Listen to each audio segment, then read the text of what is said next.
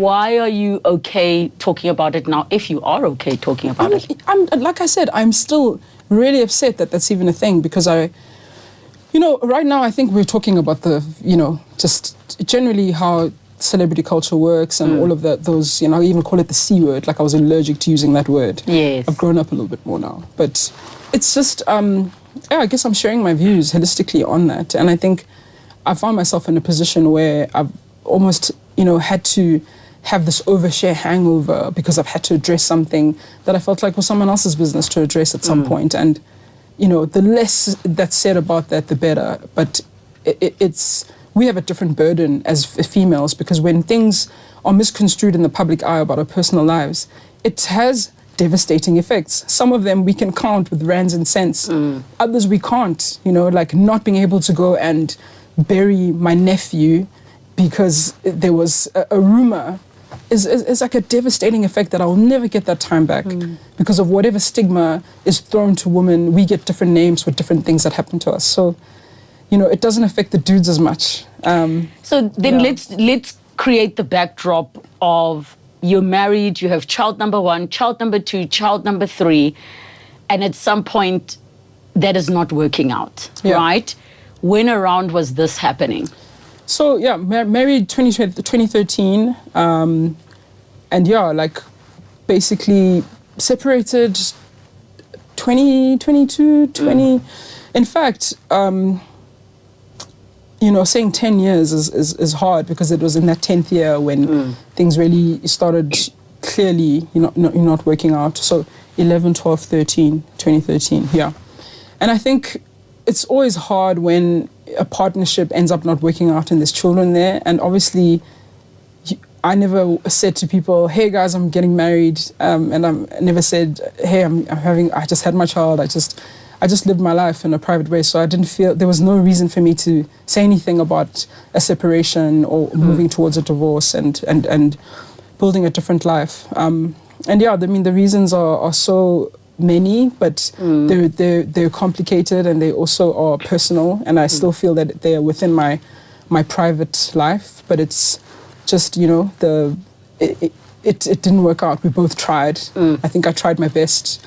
My best friend even said, like, the kitchen sink knows your name, my friend.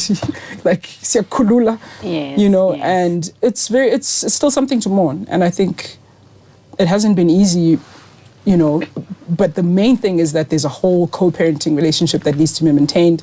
There's children's lives and dignity that needs to be maintained. So when unhelpful, untrue rumors also come up in the midst of that, that's really not fair on the whole family unit. And the thing about this whole celebrity thing is that people can go through those things in private, and they can get the respect to go through difficult family transitions without people poking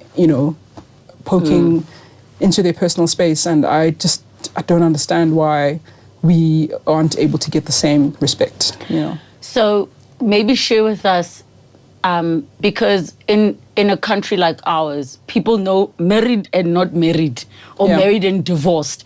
They like to be a stickler for those details. What for you was a separation? Some people view a separation as we're taking time to figure how we're working this out, maybe in separate homes, but there is a light at the end of the tunnel you're hoping to get to. Some people see separation as we are in the process of getting divorced. So maybe share with us what separation was for you, because maybe that will provide a bit more clarity of where you were at the time.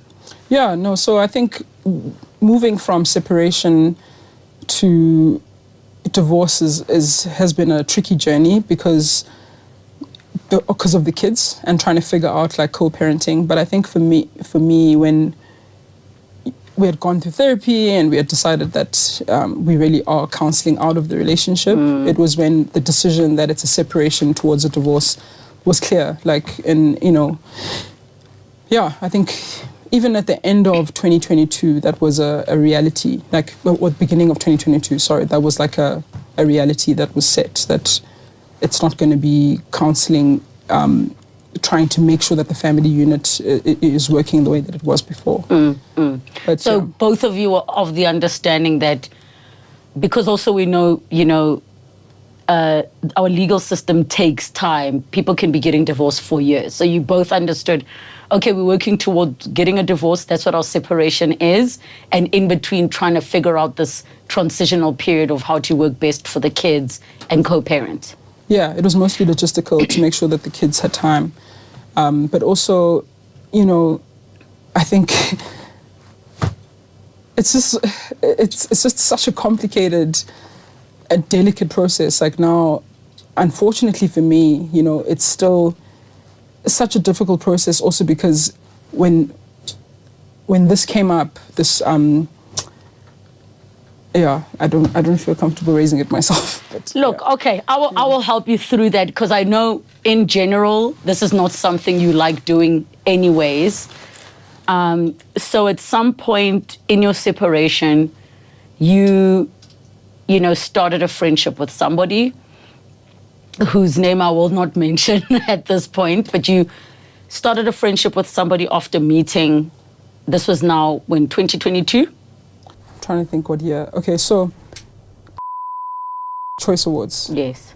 I think 2022. It would have been 2022, I think, yes. Yeah. So you met there, became friends. Okay, so I met him before, had interviewed me on his show when I released my album in 2021. And then the interview was also remote. There was a second interview when the album dropped, which was on air. I was in New York and they took the interview. And so I knew he was, but only really became friends and hung out.